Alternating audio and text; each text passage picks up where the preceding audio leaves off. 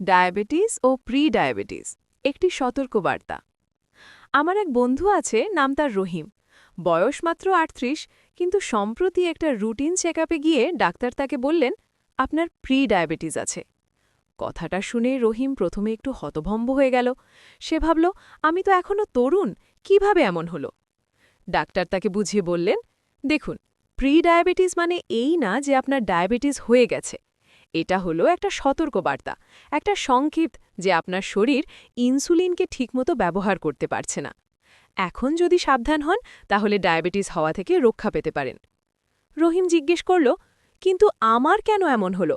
আমি তো খুব একটা অসুস্থ থাকি না। ডাক্তার হেসে বললেন, সেটাই তো সমস্যা। আমরা অনেকেই ভাবি যে অসুস্থ না থাকা মানেই সুস্থ থাকা। কিন্তু আপনার জীবনযাপনের দিকে তাকান। অফিসে বসে বসে কাজ করেন, সকালে নাস্তা করার সময় নেই, দুপুরে ভাজা পোড়া ফাস্ট ফুড খান, রাতে দেরি করে ঘুমাতে যান। হাঁটা চলা বা ব্যায়াম কবে শেষ করেছেন? রহিম মাথা নিচু করে স্বীকার করল, এসব কথা সত্যি। তার ওজনও বেড়ে গেছে, পেটটা বেশ বেরিয়ে এসেছে। আর তার বাবারও তো ডায়াবেটিস আছে। ডাক্তার তাকে বললেন, দেখুন, প্রি ডায়াবেটিস একটা সুযোগ। প্রকৃতি আপনাকে সময় দিচ্ছে নিজেকে সুস্থ করার। এখন যদি আপনি আপনার জীবনযাত্রায় কিছু পরিবর্তন আনেন, তাহলে ডায়াবেটিস হওয়ার সম্ভাবনা অনেকটাই কমে যাবে। রহিম আগ্রহ নিয়ে জিজ্ঞেস করল, কী ধরনের পরিবর্তন? ডাক্তার ধৈর্য ধরে বোঝাতে লাগলেন। প্রথমত, প্রতিদিন অন্তত ৩০ মিনিট হাঁটুন। এটা হতে পারে সকালে, বিকেলে বা সন্ধ্যায়, যখন আপনার সুবিধে। দ্বিতীয়ত, খাবারের দিকে নজর দিন। সাদা ভাত কমিয়ে লাল চাল বা ঢেকি ছাটা চাল খান। শাকসবজি বেশি খান, তেল মশলা কম দিন, মিষ্টি কোমল পানীয় একদম বাদ দিন। আর তৃতীয়ত, রাতে তাড়াতাড়ি ঘুমাতে যান এবং পর্যাপ্ত ঘুমান।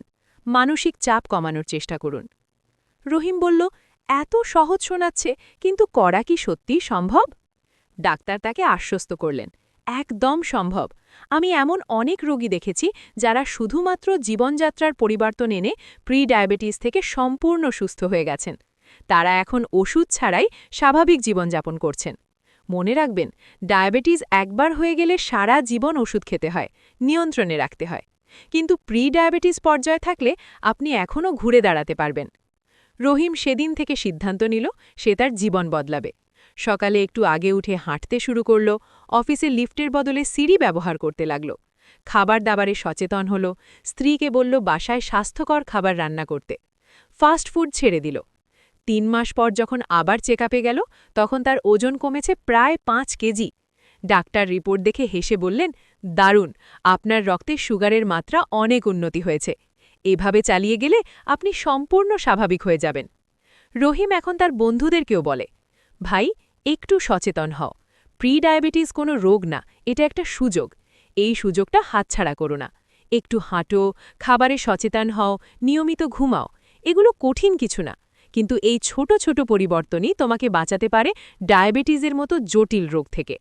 আর সবচেয়ে গুরুত্বপূর্ণ কথা হলো, ৩৫ পেরিয়ে গেলে বছরে অন্তত একবার রক্তের সুগার পরীক্ষা করা উচিত।